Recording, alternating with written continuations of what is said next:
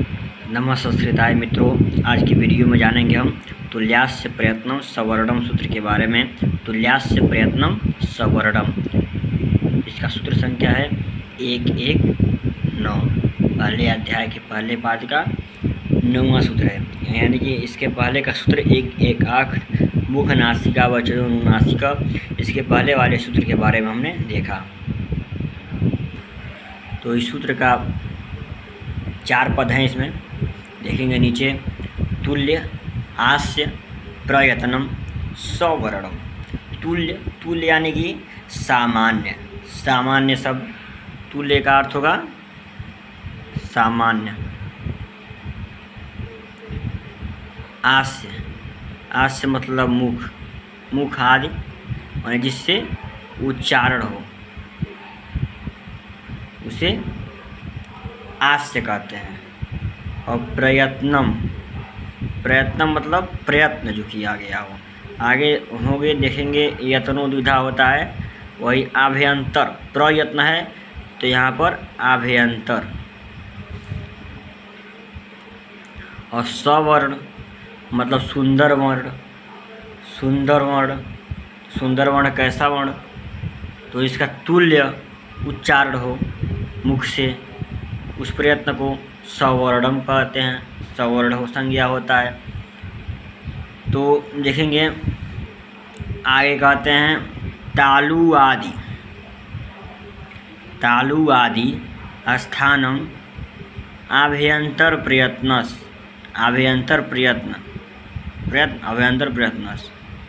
च इति तदवयम हम सब जस्य माने जिसका, जेन जिससे, तुल्य माने समान, तन्मिथ सवर्ण संज्ञा हो, सवर्ण संज्ञा साथ उसका सवर्ण संज्ञा होता है। री वर्णयो हो माने ऋकार और ऋकार वर्णयो हो। इथः सवर्णम वाच्यम, सवर्ण इनका वाक्यन होता है। सवर्णम वाच्यम। तो देखेंगे आगे कहते हैं अकुह विसर्जनीया नाम कंठ। अकार कु माने कु चू टू तू पू, उकार का लोप हो जाएगा। अ कवर्ग ह। अविसर्जनीया नाम मतलब विसर्ग वर्णों का उच्चारण स्थान क्या है? कंठ। इचू यसा नाम तालु, इकार चवर्ग चू कुचू, और य और तालव्य सकार का उच्चारण स्थान तालु है। ऋटूर साणाम मूर्धा, ऋकार माने मूर्धन्य ऋकार माने ऋकार, ट वर्ग रकार और मूर्धन्य सकार, इनका उच्चारण स्थान मूर्धा है। मूर्धा। और रकार का उच्चारण स्थान क्या है? मूर्धा। फिर आगे कहते हैं ऋतुलसा नाम दंता, ऋकार तु कुटु कु चु टू तू, ल स दंत सकार, इनका उच्चारण स्थान क्या है? दंत है।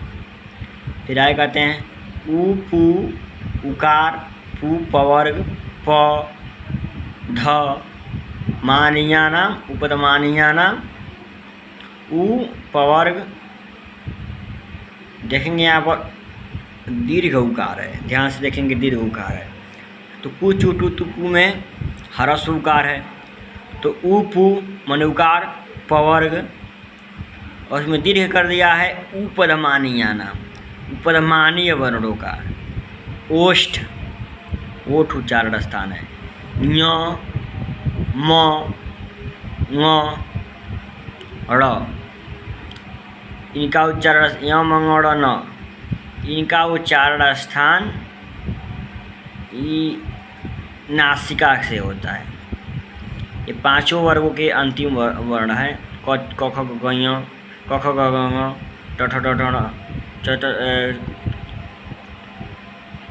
थ ज झ ञ, ट ठ ड ढ ण, त थ द ध न, प फ ब भ म, इनका उच्चारण स्थान नासिका है।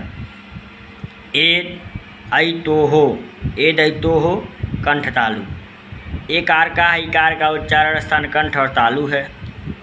ओ औतोः ओदौतोः कंठोष्टम। उकार और औकार का उच्चारण स्थान कंठ और ओठ है। वकारस्य दंतोष्ठम।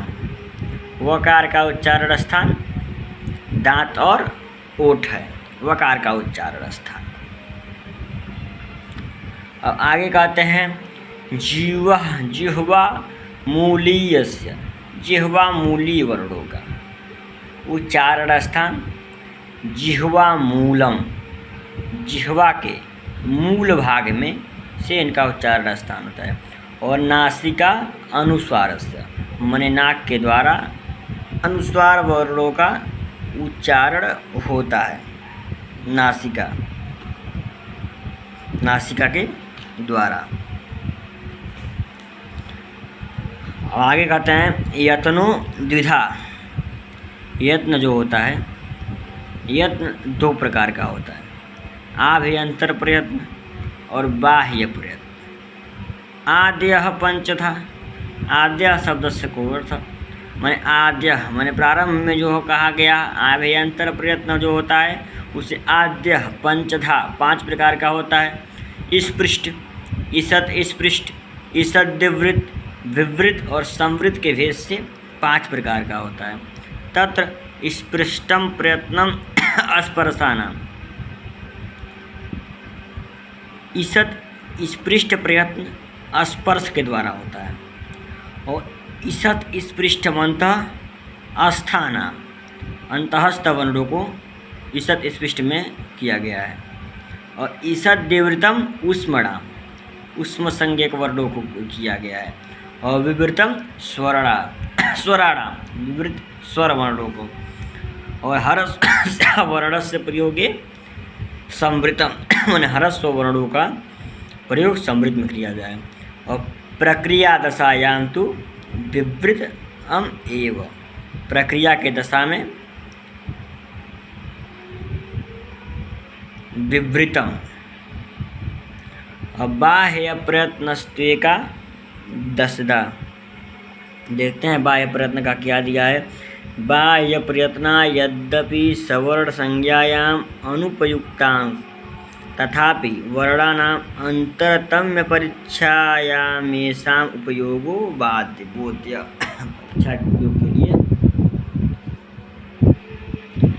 तो बाह्य प्रयत्न 11 प्रकार का होता है।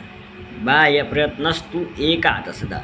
विवार, संवार, श्वासो, नादो, घोष,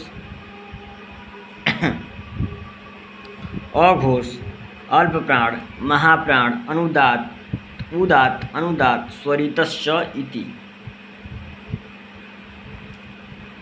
अब कहते हैं आगे इनका पहचान कैसे करेंगे कि कौन विवार है, कौन संवार है, कौन श्वास है, कौन नाद है, कौन घोष है। तो इनका पहचान हम कैसे करेंगे। तो कहते हैं खरो विवारा श्वासा अघोषाश्च। खर प्रत्याहार में देखिए यहाँ पर नीचे दिया है। खर प्रत्याहार में विवारा, संवारा,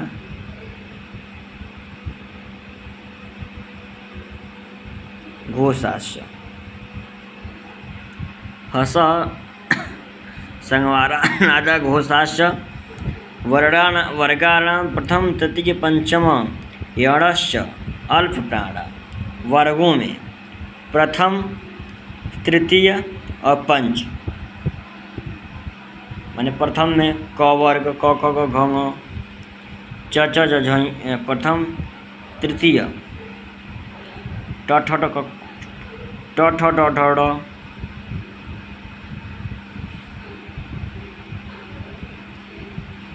और पंचमा प फ ब भ म। ये तीनों अल्प प्राण में आएंगे। प्रथम, तृतीय, पंचम यणश्च अल्प प्राण। और यण प्रत्याहार य व र ल ये अल्प प्राण में आएंगे। वर्गाणाम द्वितीय चतुर्थौ स ल श महाप्राणा। वर्गों में द्वितीय क क कु चु चवर्ग और ट टू चु टू तवर्ग, चवर्ग और तवर्ग सलश्च और सल प्रत्याहार स ख स ये महाप्राण में आएंगे। क आदयो मावसाना स्पर्श, कवर्ग से मवर्ग सक स्पर्श है।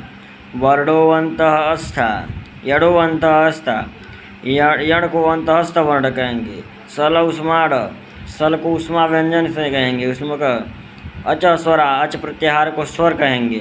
अ ई उ रील री ए ओ ऐ औ 9 स्वर्ग होते हैं। हक हप इसको पढ़ेंगे।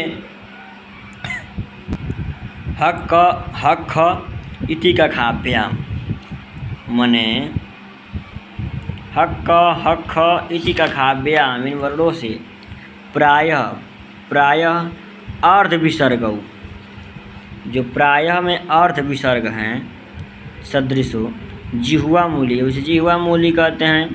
हप्प हप्फ इति पफाभ्याम इन वर्णों में फकार वर्णों में प्रागर्ध प्रायः अर्ध विसर्ग सदृश उपदमानीय, उसे उपदमानीय कहते हैं। समझ गए। हक के प्रायः जो अर्ध विसर्ग है उसे जिह्वा मूली कहते हैं। हप्प हप्फ में जो प्रायः जो विसर्ग है उसे उपदमानी कहते हैं। और अंग अह इति अचह, इसे अच कहते हैं। अब पर अनुस्वार, इनके पर में जो अनुस्वार है, पूर्व में नहीं, जो पर में हो अ के पर में अंग के पर में पर जो अनुस्वार है और विसर्ग है, इसे अनुस्वार और विसर्ग कहते हैं। अनुस्वार पर अनुस्वार विसर्ग, जो इनके पर में है इसे अनुस्वार कहेंगे। और विसर्ग इति अच्छा विसर्ग, तो इसलिए विसर्ग हो गया। धन्यवाद। इसी तरह आगे की वीडियो में देखते रहें।